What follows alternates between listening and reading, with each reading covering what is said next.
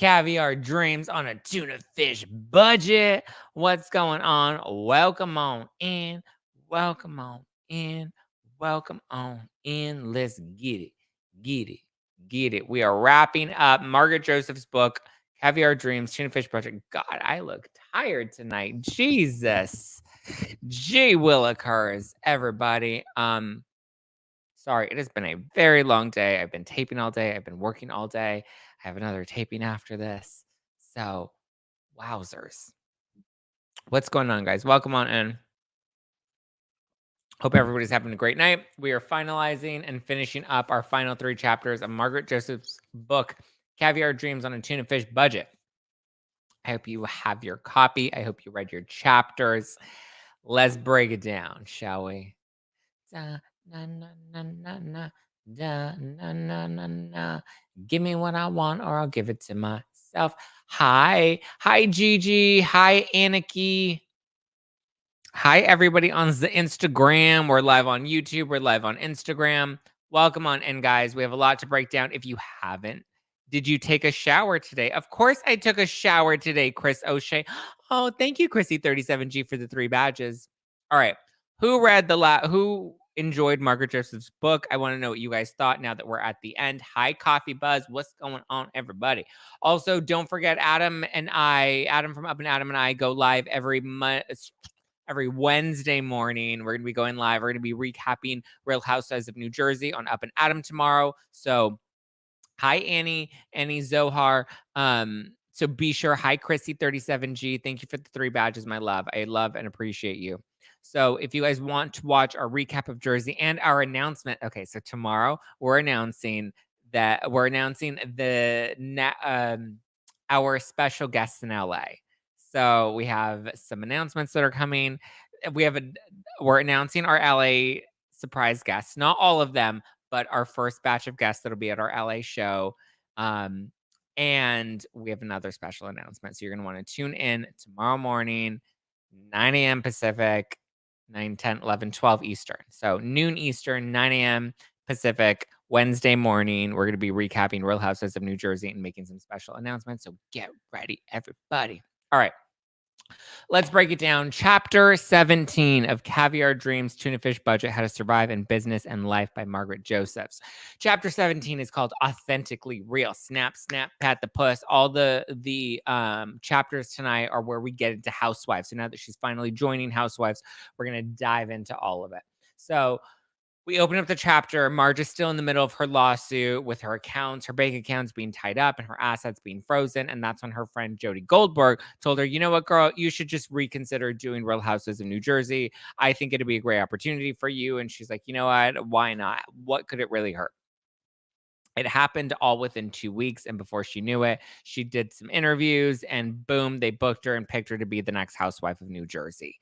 So she said it all happened so fast. Siggy was the only person on the cast at the time. Siggy Flicker was the only person on the cast at the time that Margaret actually knew, and she didn't really know her well. She kind of just knew her as somebody that lived around the corner from her. So that she always kind of found Siggy a little annoying, but ultimately she thought that Siggy was a good person and didn't have an issue with her. So when they were like, all right, we'll introduce you as a friend of Siggy's, Margaret was like, okay, cool. Why not? So she said that once she joined the show, however, Siggy was not very supportive, and Siggy basically didn't want anything to do with her, which I guess we kind of start to see. Because I remember from that season, it looked like Margaret kind of turned on Siggy, but I guess they were never really friends. And that's what I hate about when housewives introduce the new housewife, because they're not always close to them or friends with them as production would like us to think that they are, and then it always makes it a little tricky once they actually start fighting. Well, she said that once she joined the show, Siggy was not supportive at all, and Siggy wanted no part of her, and Siggy, if anything, was trying to take her down more than she was trying to build her up and teach her footing, especially because if that's your introduction into the show and into the cast, you would think that at some point you would want to help out the new girl and you'd want to support the new girl.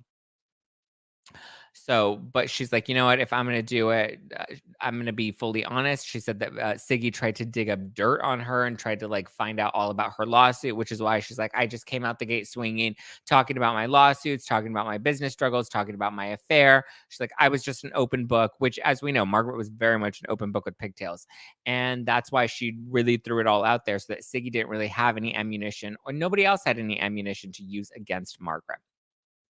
Teresa and Melissa, surprisingly, are the two that she says were the most welcoming, which is interesting considering they were the two longest running veterans. You would think that they would have more of an ego than Siggy because this was only Siggy's second season. So interesting. She said that Danielle was also really nice to her, but it was probably because Danielle needed allies because she was on an island and it was her first season back after being fired or quitting after season 2. But she said that Danielle needed the allies, so she was going to take anybody that she could. She thinks that Siggy was threatened by her, which is why she ultimately came after her. We know that she ended up throwing out the anti Semite remark, saying that, Margaret using Hitler's name was anti Semitic. She also claims that Siggy tried to report her to PETA. She's like, I can't confirm that Siggy reported me to PETA, but she was tweeting at PETA about me, that I can only assume that's who reported me to PETA. And we had to have like security outside our house because like we didn't want PETA to like come in and attack us. Like PETA's like the mafia or something. So she says that you can't always be the best version of yourself on a reality show all the time. And not everyone's life or marriage is perfect. Everyone has hair extensions, everyone has hair pieces, like nothing, like nobody. They try to put their best foot forward. They try to give the best that they can, but they're human and, you're not going to get that on a reality show because they film too much and they film. So it's literally like a full-time job. But she says that everyone does have hair pieces. Everyone does have hair extensions. Everybody does try to do their makeup. She says that she owns that her excessive hair extensions and her excessive eyelashes on her first season were a bit much, but she's here to own it, baby. Own it. She details how surreal the experience of joining Housewives was and how it really is like a full-time gig between taping the show and doing your confessionals and then doing the reunion and then filming while or like doing PR when the season's airing and then having to film when the season's not airing. And like, it's a lot. But she says, despite the Twitter trolls, she got a warm welcome from people too, especially people that are like in unhappy marriages and they're like, I want to leave my husband. I don't want to have an affair, but like, how did you find the courage to like actually leave? And were did you ever think that you were going to be okay? And she's like, look, you got to follow your heart. You got to do what you got to do. She owns everything. You're right, Mrs. Herc. She owns it, baby. Own it, baby. She says that her pigtails were surprisingly the most polarizing thing about her, though, but the pigtails are what made her recognizable. And we know Joan Rivers told her not to ditch the pigtails. Hi, Ansley. Welcome on in, boo. What's going on, girl? What's going on?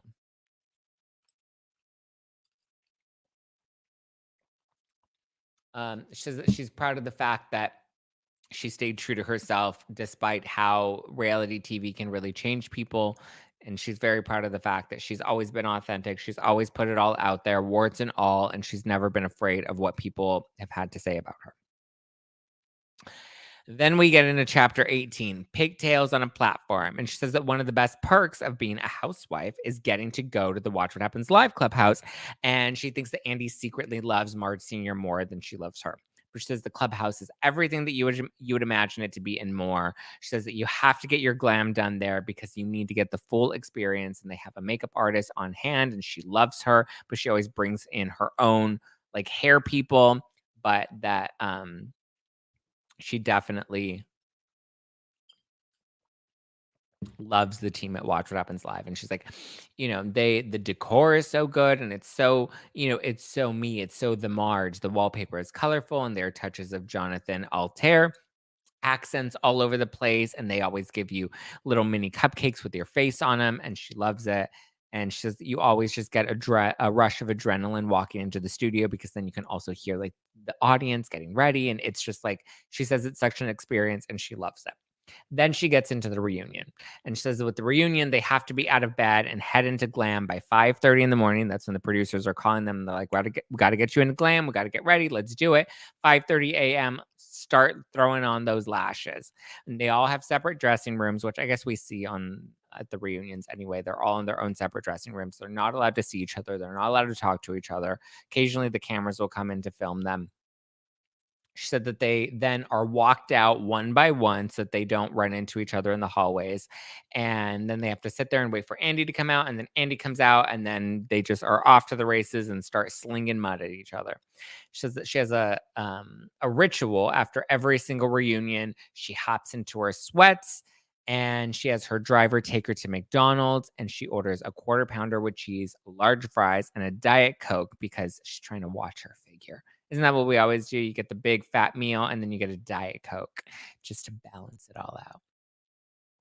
She also dishes on Andy's baby shower, which had all of the who's who of the housewives. They were all there. Danielle was not invited to the party, but she just so happened to be in full glam just a few blocks away and happened to strut her little paws right in and crash the party, even though she wasn't invited. Says that with exposure, though, came another lawsuit. And this lawsuit was with a company that had previously tried to sue her, but now they were trying to sue her again for $12 million, which is a lot of money to try and sue people for. She said that it was really just a cash grab. They didn't really have much of an opportunity. Hi, Seeking Susan B. Seeking Susan LB. She says that they didn't really have grounds to pursue her with the lawsuit, but because she was on television, they wanted to, get her to settle again and just milk her for more cash. Hi, Elaine. Welcome on in, Elaine. Hi, Lisa H. Thank you. Hi, Wendy. Welcome on in, guys. Welcome on in. Welcome on in. Better to go to an In-N-Out Burgers. Oof, Lisa H. I agree with you, girl. I love me a good In-N-Out burger. Protein style, no cheese, and the fries. You can't forget the fries. Fries are the way to my heart. Hello. Hi, Mulfie. Welcome on in, guys. So then she says that she's grateful for the whole experience, the good and the bad. And then she starts to get into like some of the iconic like housewives moments from her time on the show. She starts off with the pull push, which is where they push Marty into the pool. And she's like, your husband's in the pool. Boom. Ooh, animal style. Oof, God, yummy. Love an animal style moment. I haven't had animal style in forever. I haven't had In-N-Out in forever. I need a fucking In-N-Out now. I'm ready for a burger. So she says that when it comes to the pull push, Marty had been throwing digs at Joe for weeks on end, just trying to get his revenge on them because they'd been at odds ever since Danielle's wedding and their trip. They had their falling out and things just weren't looking good for them or with the husband. So Marty was just being extra salty. Elba's meow. Thank you so much for the 3 badges, my dear. Love you. Love you, boo. Love ya. Rocker Harder 99. Welcome on into the YouTube live chat. Thank you, Elba's meow. I love your pictures of the snow since we were talking about it snowing in California, snowing in Pasadena in the San Gabriel Valley, which everyone was like, that doesn't happen. Erica's lying about it snowing in Pasadena. It doesn't snow in Pasadena. And I'm like, bitch, I grew up in Pasadena. Of course it snows in Pasadena. Not a lot. It snows very little. It snows on rare occasion. But guess what? Today it's snowing in Pasadena and it's all over CBS LA. Boom. But anyway, Marty was being salty. Then they were at Jen and Bill's anniversary party, which was Jen's first season and seemingly a great way to kick things off, considering, their now exposed history of his affair in the past. Seems very ballsy now looking back to like go on a reality show and to be like, look at, we're having a anniversary party for our perfect marriage. And we're not going to expose the fact that Bill had an affair.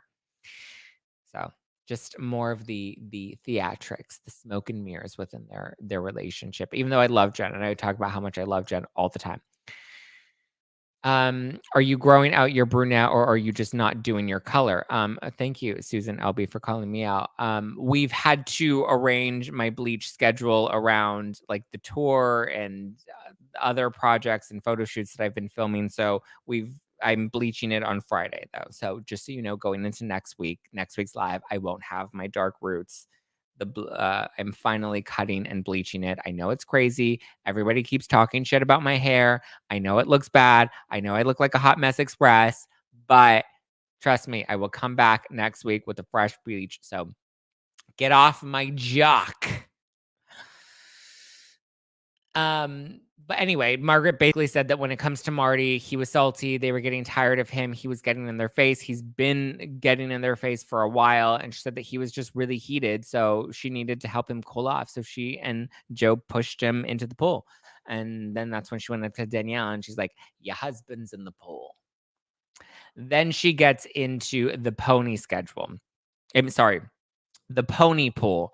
She and Danielle were no longer friends at this point because this was the next season when after they had their falling out. But Margaret says that Danielle came into the shop looking for like a physical fight. Like Danielle was looking for a moment.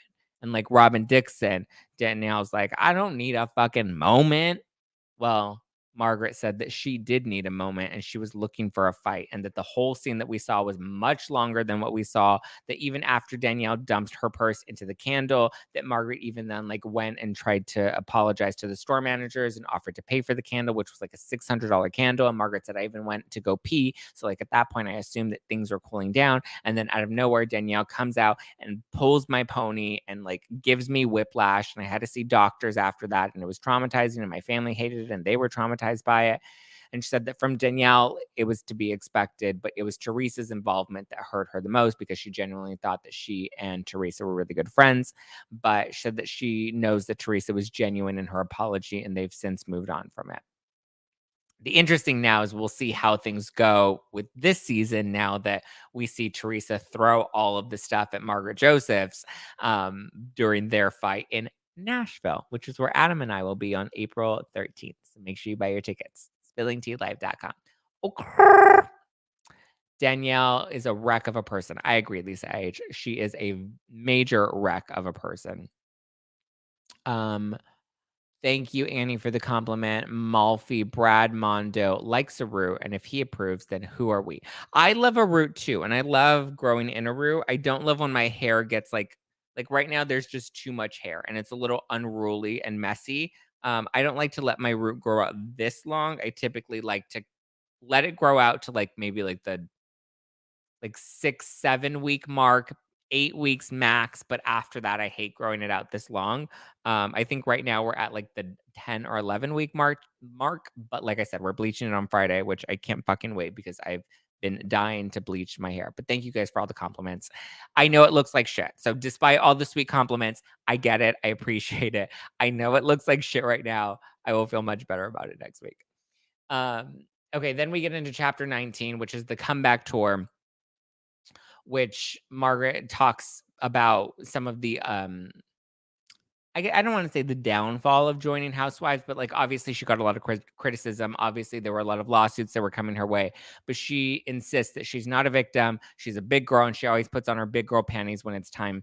She is one tough cookie. And when she was in a lawsuit with one of the licensors, I don't know if you'll remember them from a couple of chapters ago, but they were trying to sue her for pulling out of a deal, even though they had just signed the contract. Less than a week later, she was trying to pull out of it because one of her other partners was threatening her and she had to pull out of it. Well, anyway, they were still in litigation at this point. She said that she saw one of the owners while she was out having lunch with her mom, Marge Sr. And she's like, you know what? Marge Sr.'s like, you need to go over there and you need to fix it and you need to make this right because you're bleeding money and we can't keep bleeding money. And you need to go and just squash this thing and not go through the lawyers anymore. So then Margaret decides, all right, screw it. I'm just going to go up to them and try to settle this over, coffee and avocado toast. I don't know if they do avocado toast in Jersey, but avocado toast is a thing here in Los Angeles and people love their avocado toast. So Margaret then decides to go up to him, and then they end up squashing their beef without the attorneys, which ended up saving them a ton of money. And then they ended up working together because it was all really just one big miscommunication. And she's like, and that's the issue with lawyers, is that when you have lawyers involved, they always try to negotiate. And one, they're trying to prolong the lawsuit because then they get more billable hours. And then on top of that, they want more money because then they get a commission of that sometimes, depending on what their deal is. So she's like, no way, don't deal with lawyers. They are only out for themselves. And her and this company were able to settle all on their own. But she says that after that was finally settled, she felt like it was time to just freshen up her face. So she went to the queen of plastic surgery in New Jersey, and that's Dolores. And she said Dolores gave her a great recommendation, and she got a little facelift and she got a lid lift. She also got her boobs done because after you get your face done, you need to get your boobs done. She needed to get that lifted. So she had a little reduction and a little lift per Dolores's recommendation as well. Then she was ready for some new teeth, which she did, and she fixed her overbite, and she was just like living her best life, and she was loving it. Next up was her house, and she was like, it was time to finally finalize all the renovations. And so she's like, I handle all of the style. I have the style guide, and then Joe is the one that handles all the logistics. He makes it happen. I make it look pretty, and he makes it look happening. So she says that her style and the style of her house is very vintage glamour with a contemporary twist, which is a mouthful. Let me tell you that. So I think she has great style. I've seen the photos and stuff of her house, and I think they look great. And her and Joe seem to be a great team. But she says that everything she puts her mind to, she achieves it. And she loves that hustler mentality, which is the inspiration behind her starting her own podcast, Caviar Dreams Tuna Fish Budget, which happens to be the same name as the book, Caviar Dreams Tuna Fish Budget. And so it's to help moguls, upcoming moguls, reach for their own stars and, help build their businesses and their brands and help them soar. She says that dreams are limitless and opportunities are endless, and you just got to be willing to weather the storm and keep on going. Keep on keeping on. And then we have the final chapter, which is chapter 20 called Encore. And she says that at 53, this is exactly where she wants to be in her life. She gives major shout outs to her team, Lexi, Lindsay, Lisa. She says that her team is what gets her through it all. She may be the face behind the brand, but they're the foundation that keeps it all together. She gives shout outs to her glam squad and her peeps and all the peeps that help keep her looking cute. She says that she loves Real Housewives of New Jersey because it's centered around family and they're thick as thieves. Let me tell you something about my family. She says that even when they're on tour as the Golden Girls of New Jersey, they're still going to be thick as thieves. So you're only as good as your team. And she says that she's surrounded by one hell of a team. Boom, boom, boom. And that is it. That is a wrap on Margaret Joseph's book, Caviar Dreams, Tuna Fish Budget. Let me know what you guys thought. Did you read it? Did you finish it? Why till you get old? Oh, wait till you get old. Oh, thank you, Suzette. I'll wait till I get old. Zach, can you read us bedtime stories? LOL. Yeah, we'll see how that goes. I feel like I'm so beat today. I wish I had like fun stories to share with you. I'll have fun stories for after party on Thursday night. I'll tell you that because I have updates. Alicia, I think Zach would put himself to sleep. He looks a bit tired tonight. Not only do I look a bit tired tonight, I feel so tired tonight. It's been a long week, a busy week, but I'm excited about all the good stuff that's to come. Who are we talking about? We're recapping Margaret Joseph's book, Caviar Dreams Tuna Fish Budget. We go live every Tuesday nights. We're actually going to take a break from doing book club on Tuesday nights only because now that I have new episodes Mondays, Wednesdays, and Fridays, we already have our Thursday night lives. I'm going live every Wednesday morning with Adam. And now that we're planning the tour and I'm planning the wine relaunch, which is happening next month, it's a lot. So we are going to take a little break from Bravo Book Club, but all of the books that we've read so far and all of the recaps are available on Instagram or available on YouTube. And all the books are available in my Amazon storefront, which is amazon.com/shop/Zach Peter. So all the books are there. We'll have to think about what our next book is going to be. I would really love to do House of Hilton. Somebody said that they have a copy that I think they're going to end up sending to me. So we shall see. Love the Marge. She's so fab. And you never know. You never know if she I can't say anything. But I'm just gonna say you're gonna want to watch my recaps with Adam from Up and Adam to see who our special guests are gonna be on this tour because we have so many exciting special guests and I cannot wait. Hi, Abby. Oh, thanks, Abby. Hi, Shelly girl. Watching those neighbors. You know it. I'm fully booked with all the housewives. I know. I'm fully booked with all the housewives. I wish Luann would write a book. She was writing a book. Can you stop talking about the moment? Can you stop talking about what moment? What moment am I talking about too much? Oh, Margaret is in trouble. Why is Margaret in trouble? What's going on? Margaret's always in trouble with something. Yes, Ronnie. Easter. Oh, sorry. Yes, Romy. Easter eggs. Thick as thieves. Yes, lots of Easter eggs to come. God, I do look really tired. Chris O'Shea was right. I look beat today. Thank you so much for reminding me. Hi, Lisa, loving life. It's okay if you're late. We're gonna still get it, get it, get it. You can always watch the live recap on Instagram and on YouTube. Darling, you're so cute. Aw, thank you, Abby Charles. That's very sweet. Her Englewood property. Englewood property. What's going on with her Englewood property, Arifka? What was that picture today you drew? More Easter eggs. The picture that I posted on my Instagram story is what Chris O'Shea is referring to. Where is it at? It's not immediately in the vicinity to grab, but it was a sketch because like I said, I'm working on the new designs for this wine relaunch for No Filter Wine. And look at what can happens to have a diamond on it. So I wonder what can I was working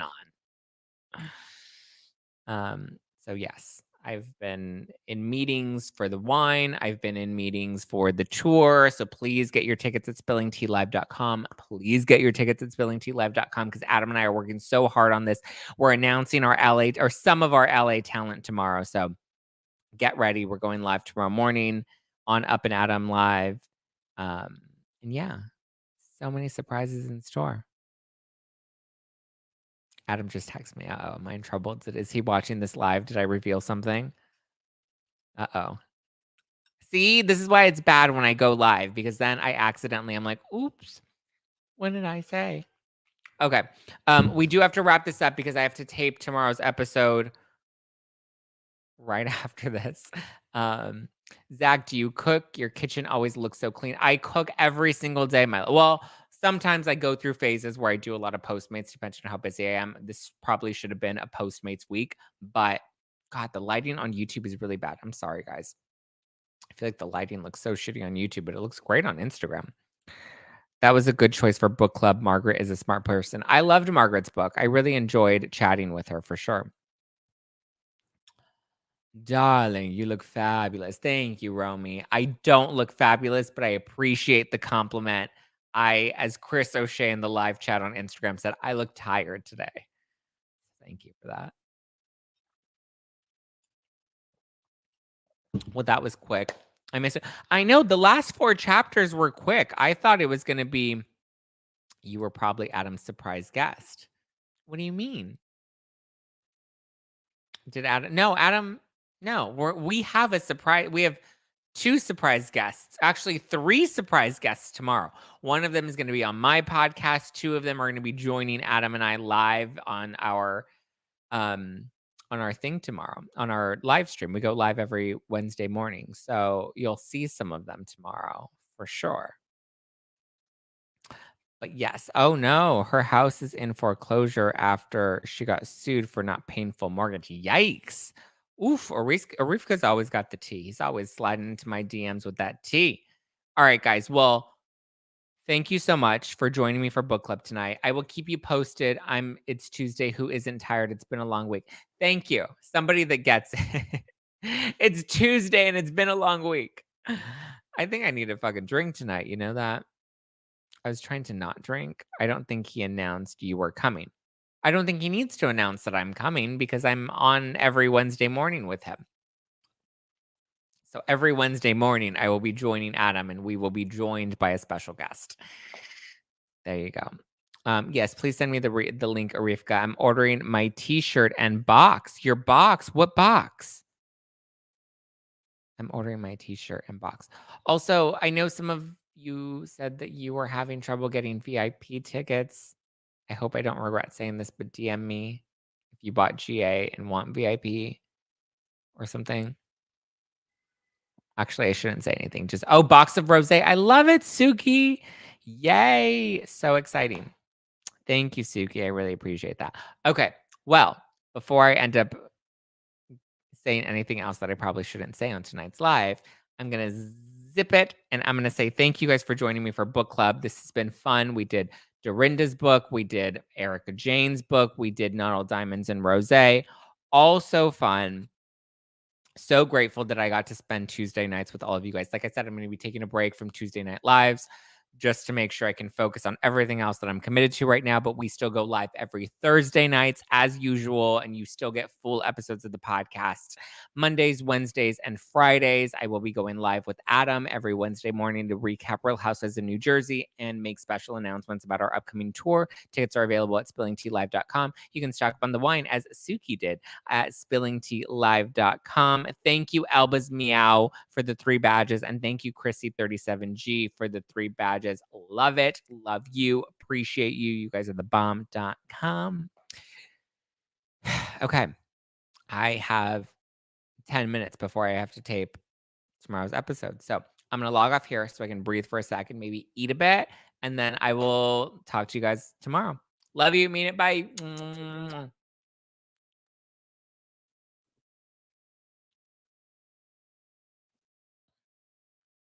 Hi, Sarah. Hi, Annie. Oof. Good night, my love. Bye, guys. Good night.